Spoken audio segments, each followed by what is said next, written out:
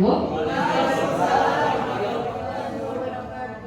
Yang saya hormati Bapak Supriyadi selaku Kepala Sekolah SMP Ideal Madinah. Yang saya hormati para Wakasek, Pak Ansar, Pak Pau dan Pak Ari, dan teman-teman guru semuanya yang saya hormati dan saya cintai. Puji syukur kehadirat Allah Subhanahu wa Ta'ala yang telah melimpahkan rahmat dan hidayahnya kepada kita semua sehingga kita bisa berkumpul di tempat ini tanpa kurang apapun. Sholawat serta salam tetap kita curahkan kepada Nabi besar kita, Nabi besar Muhammad Sallallahu Alaihi Wasallam beserta kerabatnya. Baik Bapak Ibu semuanya, sebelumnya mohon maaf mungkin mengganggu waktunya di sini. Di sini saya akan mencoba untuk mendeskripsikan atau memaparkan apa yang mungkin sudah saya dapatkan di CGPA atau Guru Penggerak Angkatan 9. Nah, langsung saja Bapak Ibu, mungkin yang pertama yaitu saya akan membahas tentang budaya positif. Dalam budaya positif ini ada beberapa hal yang termasuk. Yang pertama adalah paradigma belajar, yang kedua adalah disiplin positif, yang ketiga motivasi perilaku manusia, yang keempat kebutuhan dasar, kemudian ada posisi kontrol restitusi, keyakinan keras, dan yang terakhir adalah segitiga restitusi. Selanjutnya, yang pertama saya akan mencoba untuk memaparkan mengenai paradigma belajar. Ketika kita berpikir tentang paradigma belajar, pasti akan muncul pertanyaan, apa itu paradigma? Kemudian apa itu belajar dan apa itu paradigma belajar? Paradigma belajar di masa lalu. Nah, mungkin ini ya, yang kalau di masa lalu itu guru sebagai pusat pengetahuan. Kemudian yang kedua, fokus pada aspek kognitif. Yang ketiga, abai terhadap keberagaman karakter peserta didik. Dan yang keempat, guru sebagai pengontrol atau perilaku peserta didik. Jadi kalau di paradigma belajar masa lalu ini lebih ke gurunya, jadi tidak ke peserta didik gitu. Konsep paradigma belajar yang baru adalah memastikan praktik pembelajaran itu berpusat atau berpihak terhadap peserta didik. Apa yang harus dilakukan oleh guru? Yang pertama, guru harus menjadi among. Harus menjadi among atas kodrat anak. Kemudian yang kedua, menuntun untuk mencapai kebahagiaan setinggi-tingginya.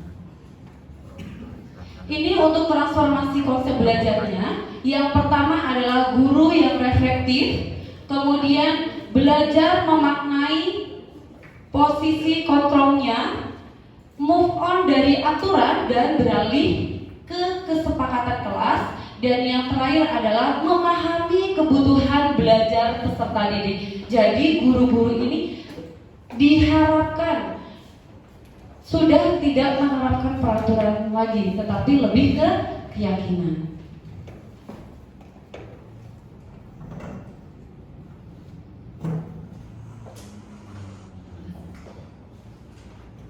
Nah, ini semboyan untuk Ki Hajar Dewantara adalah setiap orang menjadi guru, setiap rumah menjadi sekolah. Jadi kita harus membuat anak-anak itu nyaman di lingkungan sekolah. Dengan anak-anak menyaman di lingkungan sekolah, pasti mereka akan belajarnya lebih baik. Nah, yang pertama adalah budaya positif mengenai disiplin positif. Disiplin positif ini ada tiga. Yang pertama adalah perubahan paradigma, kemudian makna disiplin, dan yang terakhir adalah nilai-nilai kebajikan universal. Menurut William Glitter, dalam kontrol teori yang kemudian berkembang dan dimaknai oleh choice theory, meluruskan beberapa miskonsepsi tentang makna kontrol. Yang pertama adalah ilusi guru mengontrol murid. Kemudian yang kedua, ilusi bahwa semua penguatan positif, efektif, dan bermanfaat. Yang ketiga, ilusi bahwa kritik dan membuat orang merasa bersalah dapat menguatkan karakter peserta didik. Dan yang terakhir adalah ilusi bahwa orang dewasa memiliki hak untuk memaksa. Selanjutnya, menurut Kamus Besar Bahasa Indonesia (KBBI) menjelaskan bahwa disiplin positif itu berarti adalah tata tertib, ketaatan atau kepatuhan terhadap peraturan yang mengusahakan supaya menaati dan mematuhi tata tertib. Nah, ketika kita mendengar kata disiplin, pasti kita akan terbayang bahwa itu adalah peraturan. Padahal sebenarnya kata disiplin juga sering dihubungkan dengan hukuman ya. Tetapi sesungguhnya itu berbeda, karena belajar tentang disiplin positif tidak harus dengan memberi hukuman. Justru itu adalah salah satu alternatif terakhir, dan bila perlu kita tidak usah memberikan hukuman. Ya, dalam budaya kita, makna kata disiplin dimaknai menjadi suatu yang dilakukan seseorang pada orang lain untuk mendapatkan kepatuhan. Kita cenderung menghubungkan kata disiplin dengan ketidaknyamanan. Menurut Dr. William Glasser pada teori kontrol menyatakan bahwa setiap perbuatan memiliki suatu tujuan. Selanjutnya, menurut Diana Glasser mengemukakan bahwa dengan mengaitkan nilai-nilai kebajikan yang diyakini seseorang, maka motivasi intrinsik akan terbangun, sehingga menggerakkan motivasi dari dalam untuk mencapai tujuan mulia yang diinginkan. Nah, nilai-nilai kebajikan dan sosial ini bisa disimpulkan bahwa sebagian institusi atau organisasi saling memiliki nilai-nilai kebajikan yang sama. Kenapa? Karena nilai-nilai tersebut bersifat universal dan lintas bahasa, suku bangsa, agama maupun latar belakang.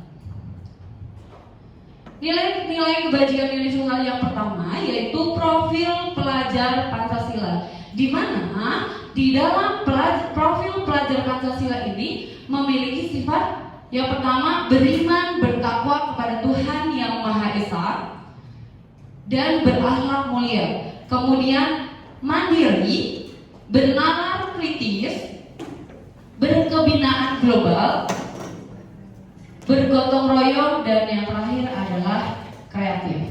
Kemudian yang kedua, IBO, Primary Years Program atau PYP, sikap murid itu harus memiliki toleransi, rasa hormat, integritas, mandiri, menghargai, antusias, empati, keingintahuan, kreativitas, kerjasama, percaya diri, dan komitmen.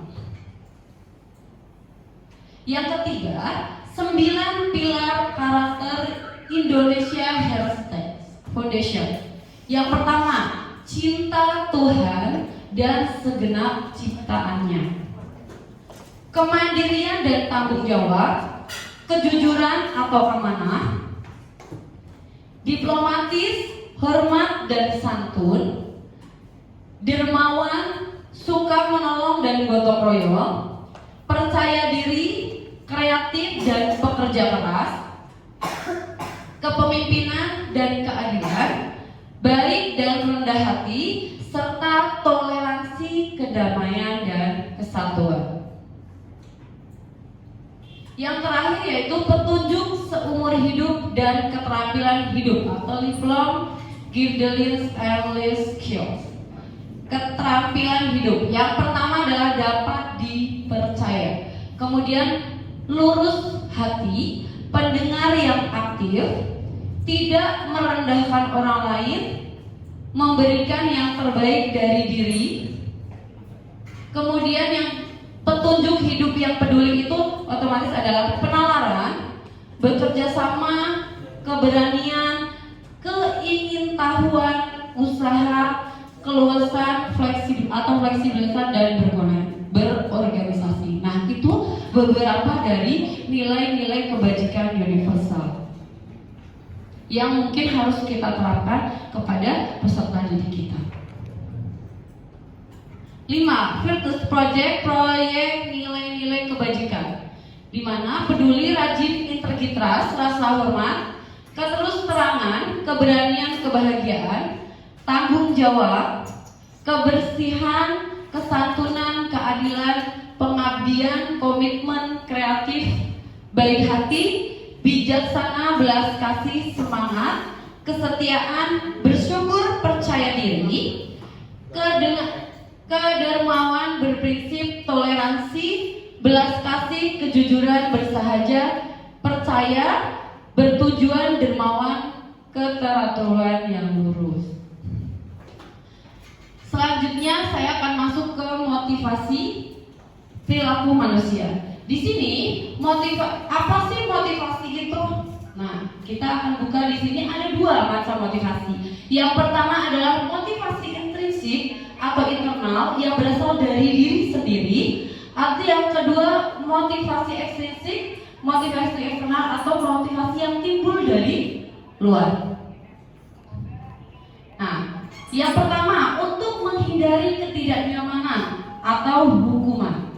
Ini adalah tingkat terendah dari motivasi perilaku manusia. Biasanya seseorang yang motivasi perilakunya untuk menghindari hukuman atau ketidaknyamanan akan bertanya, apa yang akan terjadi apabila saya tidak melakukannya? Nah, biasanya tuh lebih begitu. Kalau misal saya masuk sekolah atau murid-murid kita atau kita berangkat kerja gitu ya. Kalau telat, kalau misal telat, apa ya nanti konsekuensinya gitu kan ya.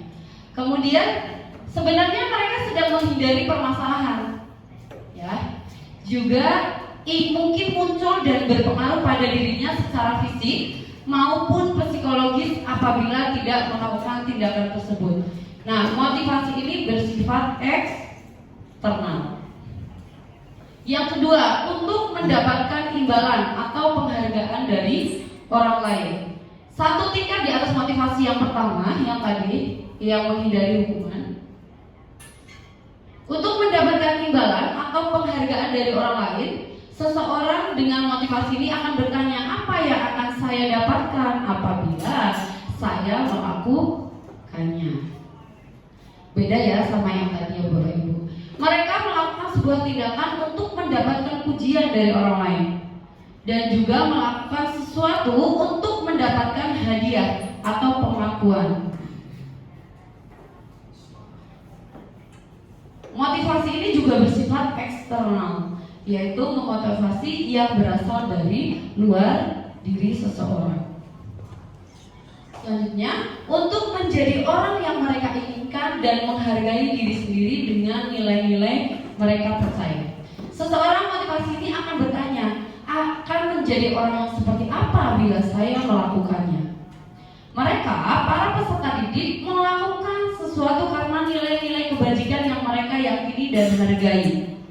Hal itu dilakukan betul-betul karena adanya kesadaran dari diri sendiri. Nah, ini adalah motivasi yang akan membuat seseorang memiliki disiplin positif.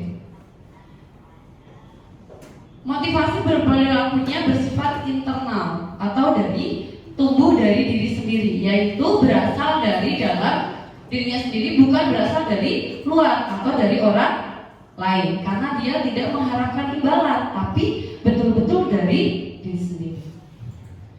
Kemudian saya akan lanjut ke kebutuhan dasar manusia. Di sini, kebutuhan dasar manusia merupakan unsur-unsur yang dibutuhkan manusia dalam mempertahankan keseimbangan fisiologis maupun psikologis yang bertujuan untuk mempertahankan diri.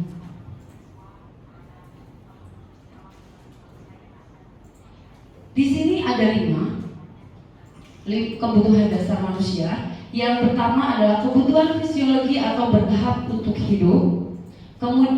Kemudian keamanan atau rasa diterima, ini termasuk dalam kebutuhan dasar.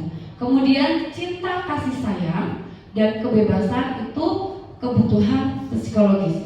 Dan aktualisasi diri yaitu kebutuhan pemenuhan diri. Ini adalah kebutuhan bertahan hidup. Otomatis seseorang itu pasti akan membutuhkan makan dan minum. Kalau tidak makan dan minum, kira-kira bisa nggak ya? Nggak kan ya? Jadi yang pertama kebutuhan bertahan hidup itu adalah yang pertama adalah makan dan minum. Kemudian yang kedua adalah pakaian, dan yang ketiga adalah tempat tinggal. Kemudian yang kedua adalah cinta dan kasih sayang. Kebutuhan untuk disayangi dan diterima meliputi kebutuhan akan hubungan dan koneksi sosial, kebutuhan untuk memberi dan menerima kasih sayang, dan kebutuhan untuk merasa menjadi bagian dari suatu kelompok.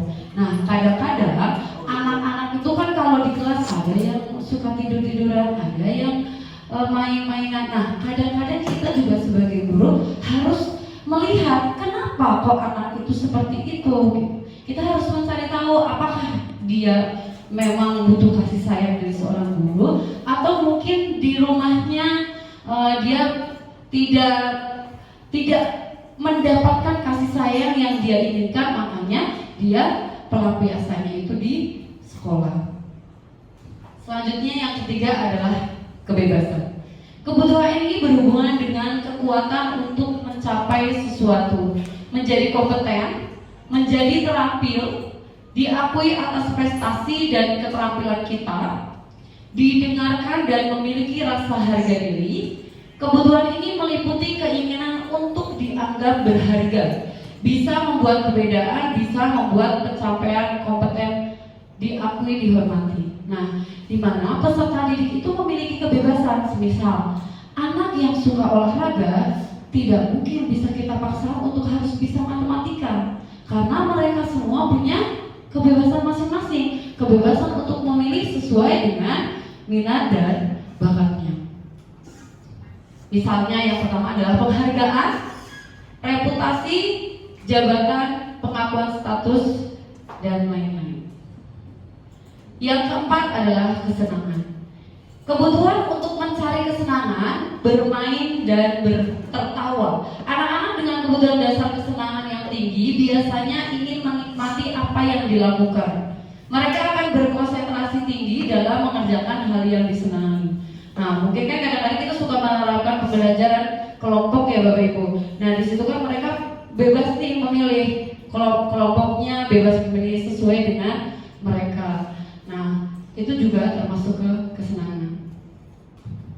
Kemudian aktualisasi diri. Kebutuhan ini di tingkat merupakan kebutuhan yang paling tinggi. Aktualisasi diri dapat diartikan sebagai wujud sesungguhnya untuk mencerminkan harapan serta keinginan seseorang individu terhadap dirinya sendiri.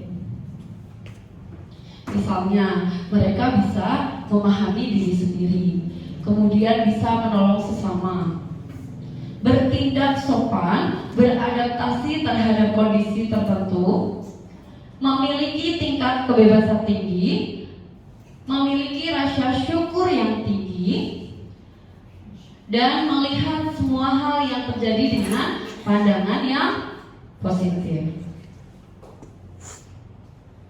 Selanjutnya, 5 posisi kontrol. Nah, kira-kira Bapak Ibu kalau melihat tayangan di depan ini, apa yang Bapak Ibu pikirkan? Atau apa yang mau Bapak Ibu lakukan? Miris. Nah, ini mungkin adalah gambaran anak-anak kenakalan ya, kenakalan anak-anak. Ada yang lompat pagar, ada yang apa itu? Berantem ya.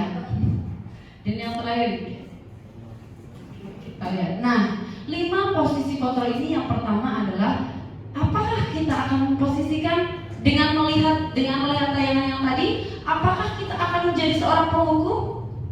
Atau akan membuat orang merasa bersalah? Atau sebagai manajer? Atau sebagai memonitor atau pemantau?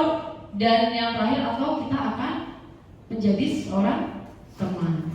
Nah, itu ada pada diri Bapak Ibu sendiri ya. Tadi kan sudah melihat ya, jadi kira-kira mau jadi apa gitu ya. Nggak pilih di antara ini. Semuanya. Nah, penghukum ini contoh ya. Bersifat, kalau hukuman itu pasti bersifat menyakiti karena secara sepihak. Jadi tidak ada kesepakatan lebih dahulu. Kemudian tidak relevan dengan kesalahan. Bersuara keras, hukuman fisik maupun verbal, lebih menekan murid. Guru yang menerapkan posisi menghukum akan berkata, patuhi aturan saya, atau awas, patuhi, kamu selalu saja salah. Selalu, pasti selalu yang terakhir selesai. Dan guru seperti ini senantiasa percaya hanya ada satu cara agar pembelajaran bisa berhasil, yaitu cara dia. Nah, ini adalah contoh-contoh kalau kita sebagai penghukum.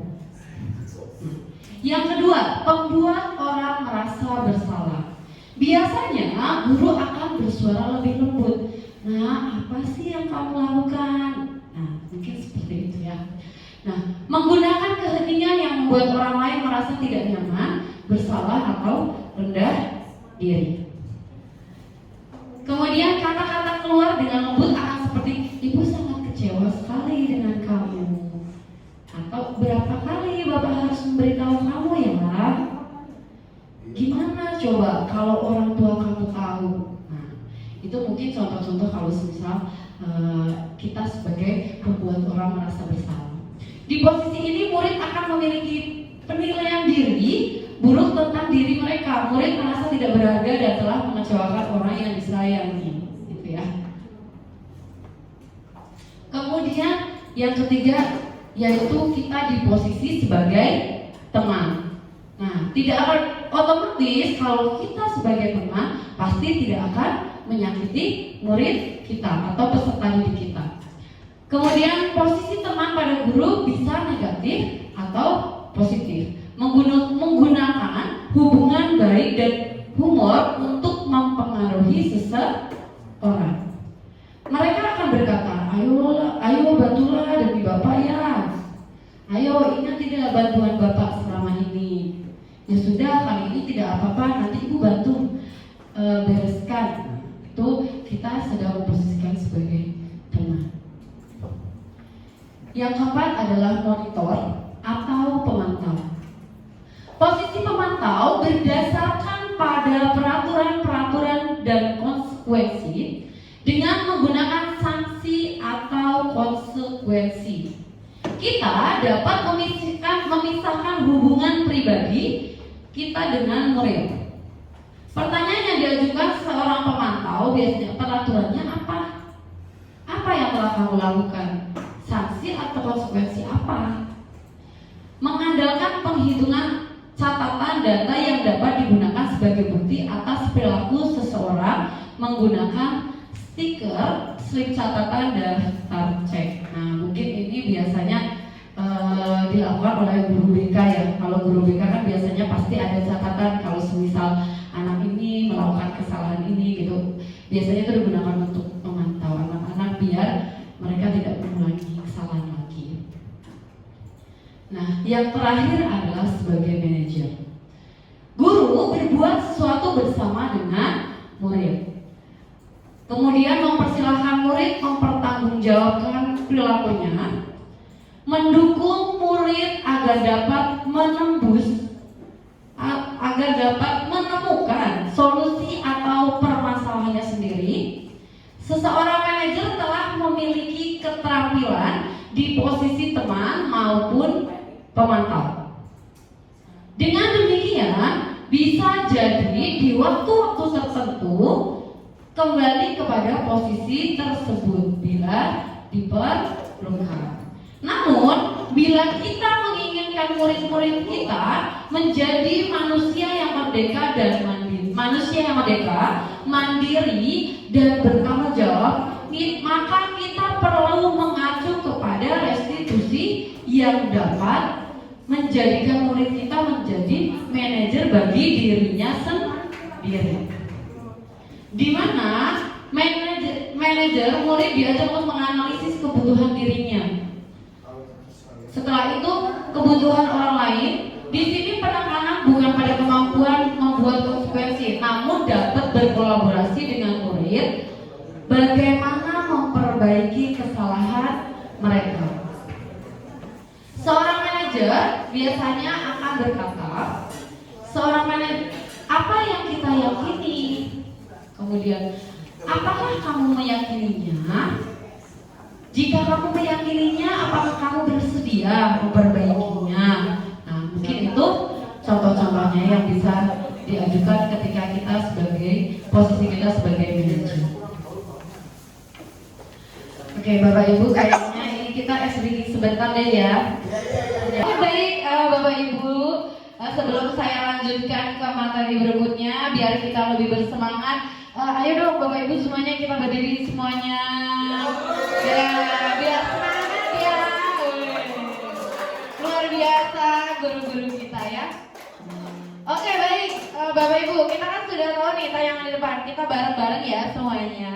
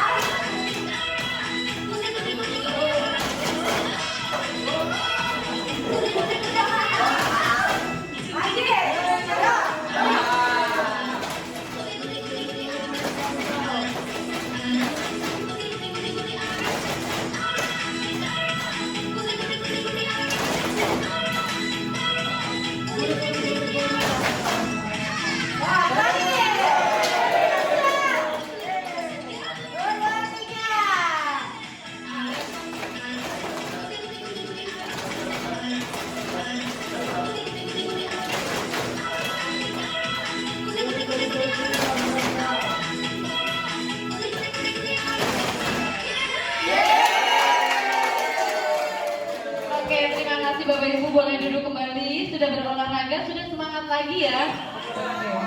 Lapar lagi gitu ya. Oke. Saya lanjutkan ke berikutnya ya.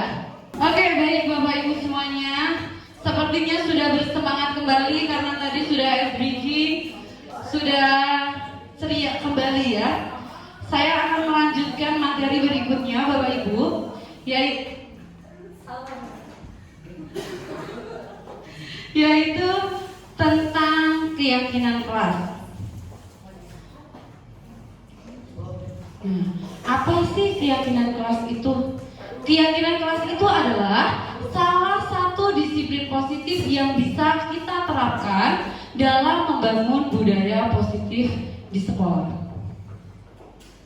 Nah, tujuan diadakannya kesepakatan kelas antara lain menciptakan pembelajaran yang berpusat kepada murid, kemudian memunculkan keterlibatan murid dalam menentukan kelas yang diimpikan, sehingga murid lebih bertanggung jawab akan keputusan yang mereka lakukan atau buat secara bersama-sama. Kemudian mampu menumbuhkan komunikasi efektif antara murid dan guru. Nah, ini adalah beberapa tujuan dilaksanakannya kesepakatan kelas. Kenapa keyakinan kelas? kelas, kenapa bukan peraturan? Nah, seseorang yang memiliki keyakinan akan bersemangat menjalankannya tanpa imbalan apapun. Tetapi kalau peraturan hanya motivasi eksternal saja, jadi dia tidak tumbuh dari diri sendiri. Dia akan berpikir, oke lah, saya akan melaksanakan itu karena nanti saya akan dapat coklat, misal gitu ya. Namanya juga anak-anak STW kan pasti lebih suka coklat ya.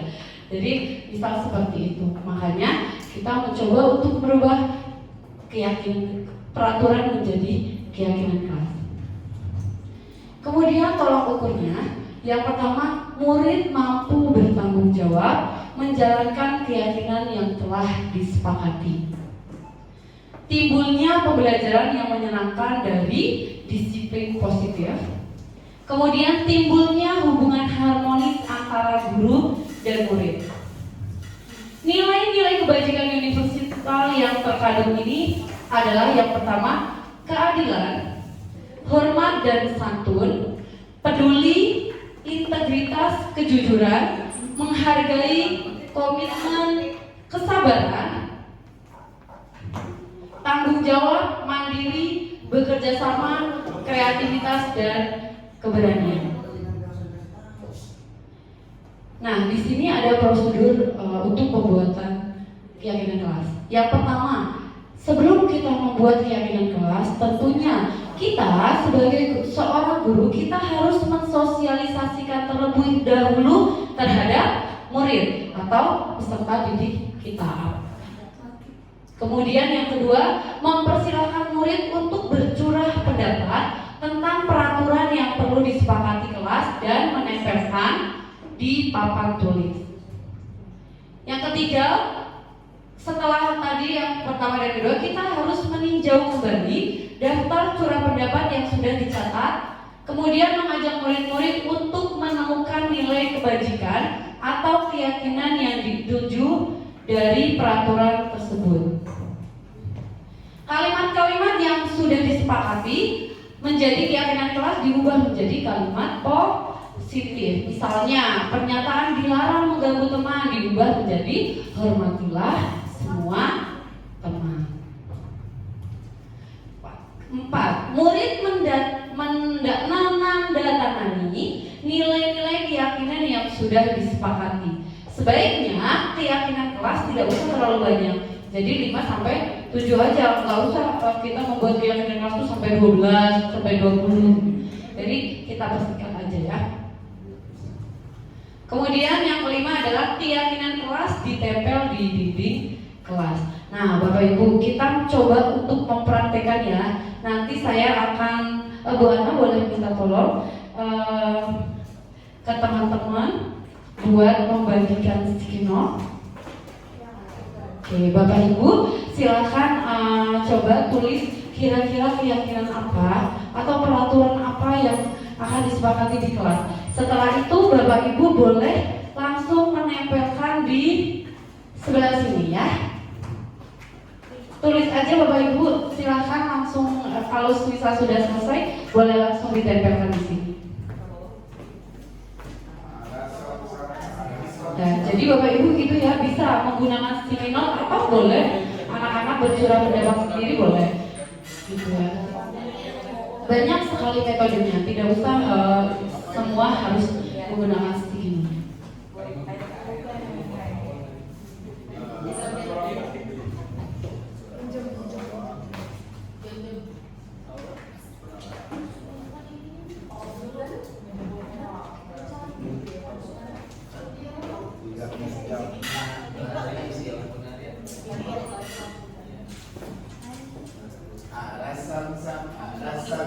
Oke, kayaknya masih semangat banget nih pada saya pingin ice breaking lagi ya. Silakan ditempel di sebelah sana, Pak. Iya, satu saja. Satu saja, tidak apa-apa ya. Satu saja. Ya, pada saya sudah menempelkan. Silakan yang lain boleh, yang sudah selesai boleh ditempelkan.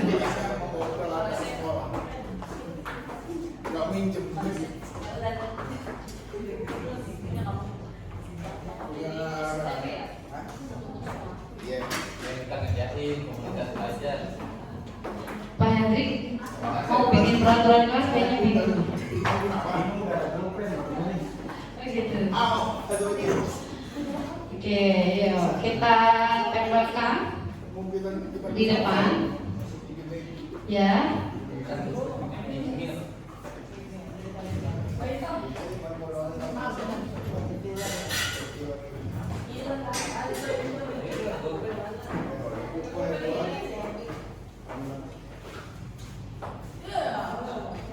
Oke.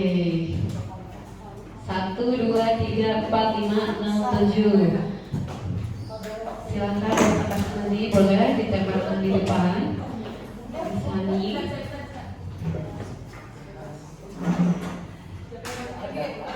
Oke. Ini yang paling tinggi Pak Asep. Naruhnya paling tinggi.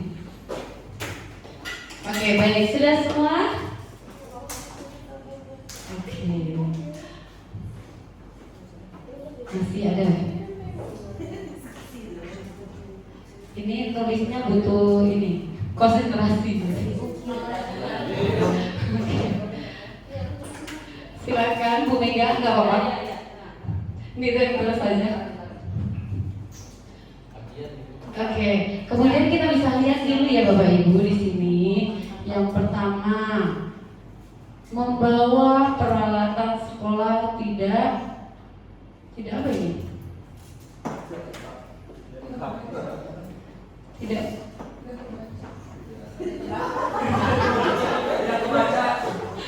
Membawa peraturan sekolah.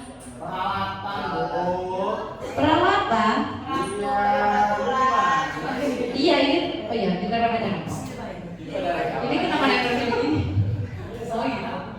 Oke baik. Nah dari sini semua Bapak Ibu, ini membawa sekolah tidak mudah. Berarti ini termasuk ke dalam peraturan ya. Nanti kita diklasifikasi ya Bapak Ibu, nanti dipindahin. Perizinan keluar kelas ketika ke toilet, berarti dia termasuk ke peraturan. Soleh makan di kelas, berarti kenapa? Boleh, boleh makan di kelas. Aduh, maaf. Terima kasih. Oh iya, ini boleh makan di kelas. Berarti ya. Nah, datang tepat waktu. Disiplin. Menghargai sesama teman. Berarti sikap hormat. Membuang sampah. Disiplin. Oke, menghormati antar sesama teman. Ini. Bapak saya pergi bapak. Apanya? Oh gitu ya. Oke, nah, saling menghargai. Oke. Belajar tidak selalu di dalam kelas. Datang dengan tepat waktu. Datang Bu, bukan datang Bu. Datang betul. Saling menghargai sesama siswa dengan siswa. Nah, Bapak Ibu, setelah ini berarti kan di sini ada di disiplin. Kemudian ada yang lemah. Nah, gimana kata-kata ini? Misal di sini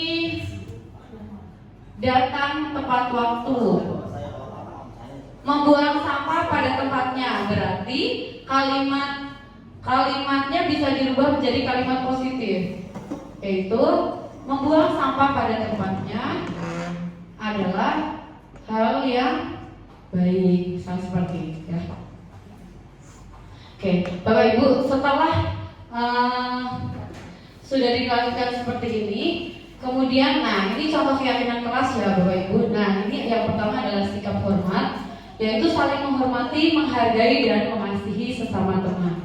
Kemudian bertanggung jawab, mengerjakan tugas dan piket.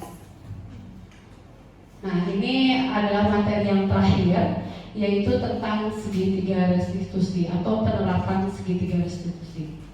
Nah, segitiga restitusi adalah suatu proses dialog yang dijalankan oleh guru atau orang tua agar menghasilkan murid yang mandiri dan bertanggung jawab. Di mana yang pertama ketika peserta didik itu melakukan kesalahan, yang pertama adalah harus menstabilkan identitas terlebih dahulu.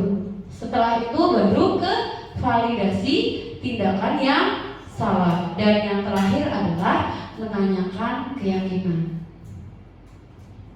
Nah, yang pertama adalah menstabilkan identitas. Menstabilkan identitas ini bertujuan untuk mengubah identitas peserta didik dari gagal menjadi berhasil, ya, atau menjadi sukses. Kemudian yang kedua adalah validasi tindakan yang salah. Mendalami alasan atau tujuan kenapa peserta didik kita bisa melakukan hal atau kesalahan seperti itu. Dan yang terakhir adalah menanyakan keyakinan, yaitu menghubungkan antara tindakan kesalahan dia dengan kesepakatan atau keyakinan kelas yang sudah disepakati.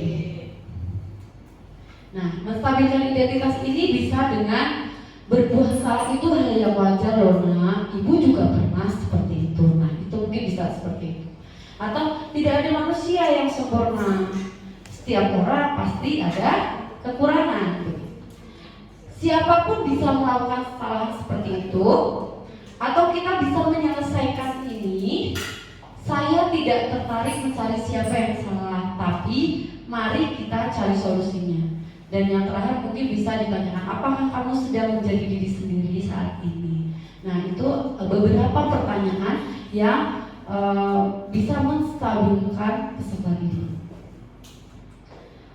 Kemudian validasi tindakan ini bisa, kamu pasti punya alasan mengapa melakukannya, atau kamu patut bangga karena sudah melindungi sesuatu yang penting buat kamu. Kamu boleh mempertahankan sikap itu, tapi kamu harus menambahkan sikap yang baru. Kamu pasti punya alasan melakukan itu. Kemudian padahal kamu bisa melakukan yang lebih buruk dari itu. Untungnya kamu bisa menahan diri. Apa sih yang kamu ingin lakukan pada saat itu? Dan yang terakhir mungkin pertanyaan, wajar kamu melakukan itu. Harga diri keluarga memang sesuatu yang penting. Nah, ini adalah beberapa pertanyaan-pertanyaan untuk memvalidasi tindakan. Kemudian yang terakhir adalah menanyakan keyakinan. Apa yang kita percaya sebagai kelas atau keluarga?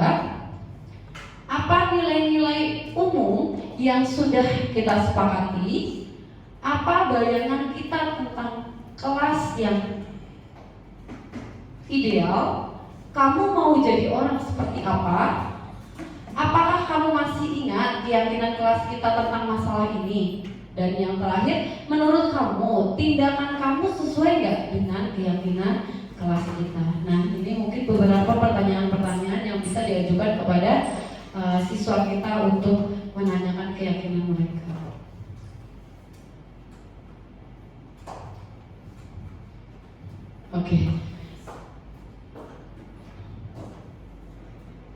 Oke, Bapak Ibu, mungkin itu beberapa budaya positif yang bisa saya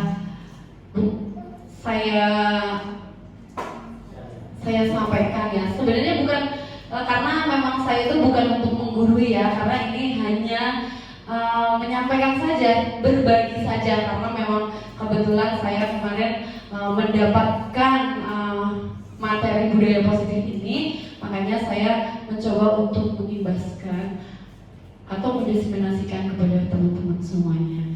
Mungkin ada yang mau bertanya? Silakan yang mau bertanya. Kira-kira siapa?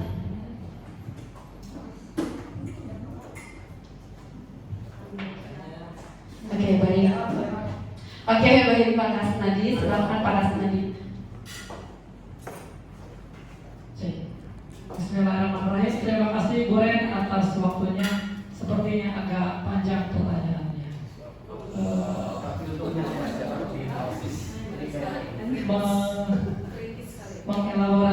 paparan Bu Ren tadi tentang 5 dasar kebutuhan manusia ya. Kalau saya pahami berarti seseorang melakukan sebuah kesalahan atau pelanggaran itu berarti karena kebutuhannya tidak terpenuhi, mungkin begitu ya. Nah, kalau kita hubungkan dengan apa yang kita laksanakan di sekolah, yang kita amati di lingkungan sekolah kita, kita juga sering menemui beberapa anak yang melakukan pelanggaran bahkan terhadap keyakinan kelas yang disepakatinya gitu. Nah, bisakah Bu Ren atau mungkin Bu Ren punya sebuah analisa gitu, sebenarnya kebutuhan dasar apa yang tidak terpenuhi untuk anak-anak di kita gitu ya. Dan mungkin Bu Ren bisa sharing, barangkali saya tidak bisa tidak bisa menjawab, tidak bisa menemukan kebutuhan dasar apa yang belum terpenuhi dari anak-anak tersebut, sehingga saya tidak bisa mengatasi permasalahan pelanggaran keyakinan kelas itu. Mungkin Bu Ren bisa berbagi dengan kita, adakah kebutuhan dasar yang belum terpenuhi dari siswa-siswi kita sehingga tidak mengikuti peraturan atau keyakinan kelasnya. Terima kasih. Oke, baik, terima kasih Pak Kasnadi sudah memberikan pertanyaan yang sangat luar biasa. Nah, kalau menurut saya Pak Kas, kalau misalnya di pembelajaran saya, kadang-kadang kita harus melihat anak terlebih dahulu Pak Kasnadi. Kita tidak bisa langsung memutuskan bahwa si anak itu kurang kasih sayang, atau kurang kebebasan, atau kurang yang lain. Tetapi kita harus mencoba untuk menggali dulu. Kita ajak secara personal atau ajak ngobrol secara persuasif. Nah, dari situlah kita akan mengerti, oh ternyata anak ini kurang kebebasan. Mungkin gurunya kurang memberikan pembelajaran yang menyenangkan buat dia. Akhirnya dia lebih enak ya udah tidur-tiduran, atau biasanya anak tuh suka keluar masuk toilet seperti itu bahkan. Jadi kita tidak bisa harus langsung memutuskan ini tuh kurang ini gitu. Tapi kita dari kita sendiri, kita harus merefleksikan diri kita sendiri ketika menemui anak-anak yang seperti itu. Karena kadang-kadang kalau anak-anak yang seperti itu, kalau kita biarkan, dia akan terus-terus seperti itu. Tetapi kalau misalnya kita mencoba untuk mengajak dia untuk ngobrol secara persuasif, secara personal khusus gitu ya, tidak ada teman-teman yang lain, mungkin mereka akan jauh lebih terbuka, akan lebih mengungkapkan kira-kira apa sih yang kendala apa sih, atau apa sih yang kurang dari peserta didik kita. Nah, dari situlah kita bisa mencoba untuk mencarikan solusinya. Seperti itu Pak Kasnadi. Terima kasih Pak Kasnadi. Baik, silakan mungkin 2 pertanyaan lagi.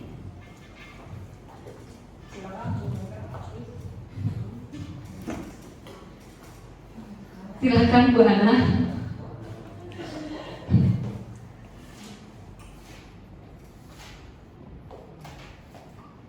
Baik Bu Ren, untuk pertanyaan yang kedua ya Bu Ren, tadi kan disampaikan tentang segitiga restitusi.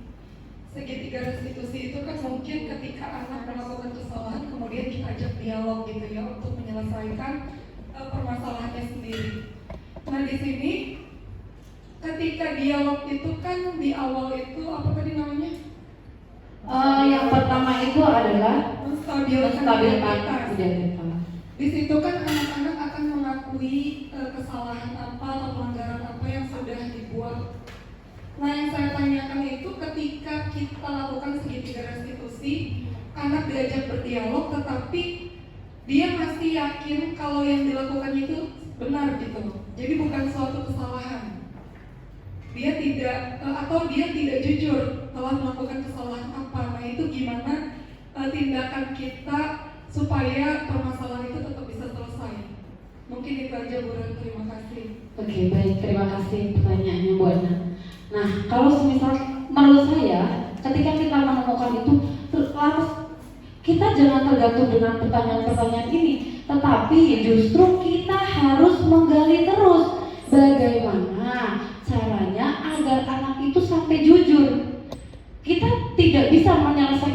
segitiga restitusi itu sekarang juga Bu Ana dan teman-teman ya. Segitiga restitusi itu bukan berarti kita harus menyelesaikan di hari ini juga. Mungkin hari ini dia belum mengaku karena mungkin mereka masih kesel atau yang lain. Berarti biarkan mereka diam dulu, biarkan mereka stabil pikirannya, emosinya, barulah diajak ngobrol lagi. Atau mungkin bisa begini, kadang-kadang anak-anak itu kalau diajak ngobrol sama orang banyak, itu kan mereka pasti nggak akan jujur ya Bapak Ibu ya. Nah, coba Bapak Ibu bisa ajak sambil jalan, sambil ngobrol sana sini. Nanti lama-lama kelamaan anak itu akan terbuka dengan sendirinya. Mungkin seperti itu ya buatnya. Mungkin pertanyaannya satu lagi ya. Saya batasi satu lagi karena ini waktunya sudah. Oke, baik Bu Selvi. Ya, terima kasih Ibu Renita. Saya akan menanyakan tadi beberapa hal yang sempat ditanyakan oleh Pak Kasnadi mengenai keyakinan kelas. Yang pertama, seberapa pentingnya keyakinan kelas itu. Terus, bagaimana jika keyakinan kelas yang telah kita buat ternyata dilanggar oleh salah satu siswa di kelas kita, apakah boleh diberikan sanksi? Oke, terima kasih.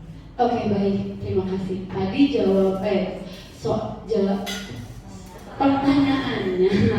pertanyaannya seberapa pentingnya? Tentunya sangat penting Bu Silvi. Coba Bapak Ibu kita gambarin kalau di kelas tanpa ada keyakinan, apakah akan berjalan dengan baik? Pasti anak-anak akan ngobrol udah santai aja, makan di kelas santai aja, buang sampah apa santai aja. Pasti akan seperti itu. Tetapi ketika ada keyakinan kelas, otomatis anak-anak akan berpikir, oh saya yakin bahwa membuang sampah di kelas itu perbuatan yang tidak baik. Jadi ada kontrol gitu. Nah,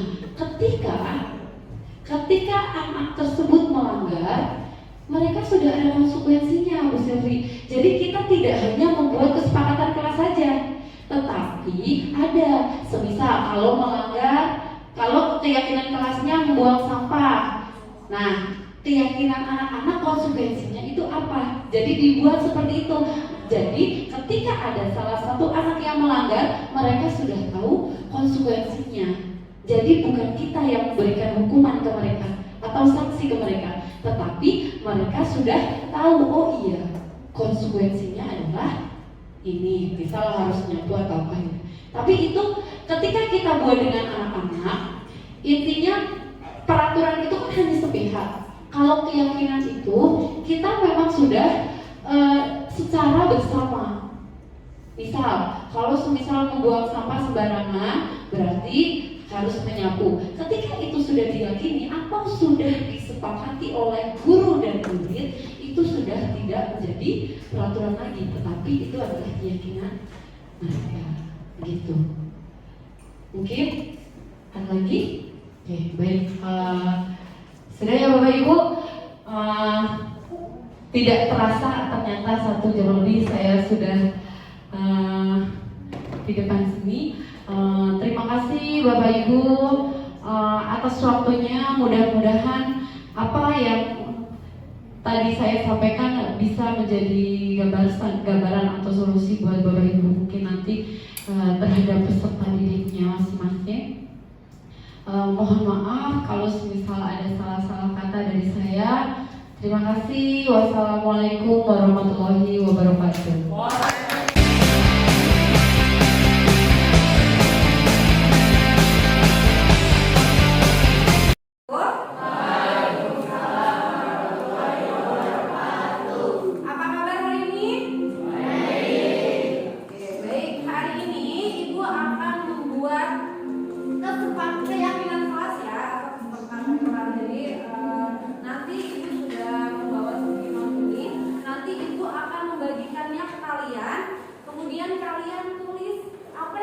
Keyakinan kalian saat di kelas, ditulis di sini, kemudian nanti ditempelkan di sebelah dulu, ya. Bisa dipahami? Bisa.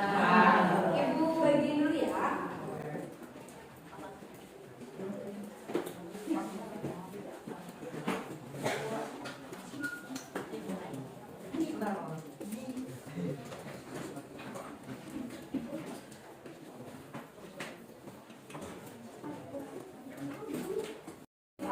menjadi keyakinan kalian ketika berada di kelas ya.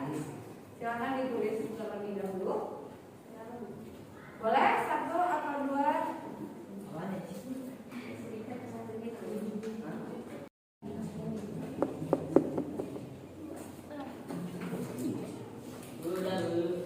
Oke, baik. Oke, baik. Silakan boleh ditempel di sini yang sudah. Boleh yang pada.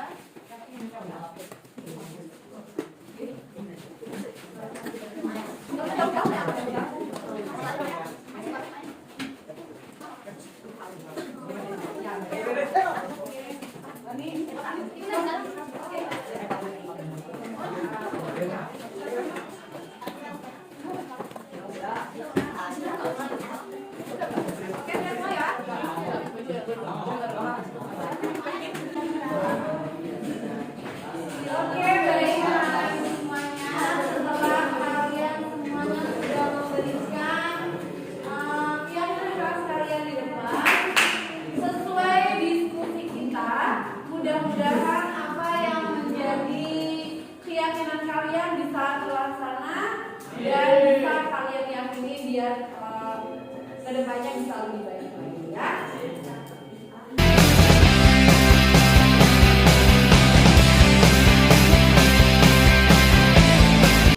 Baik, Assalamualaikum warahmatullahi wabarakatuh.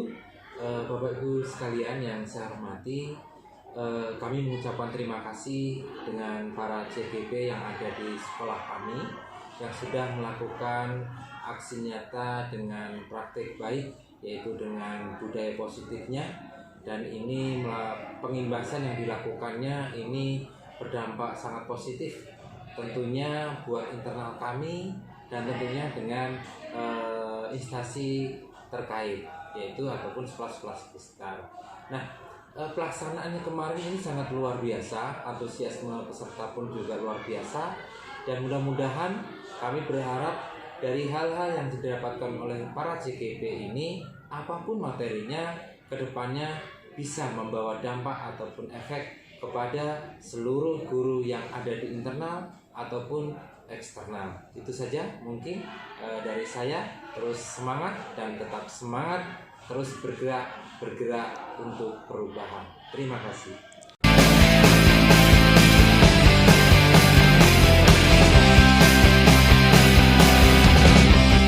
Assalamualaikum warahmatullahi wabarakatuh. Terima kasih Bu telah membimbing kami dan membuat keyakinan kelas. Alhamdulillah kami jadi lebih terdisiplin. Terima kasih.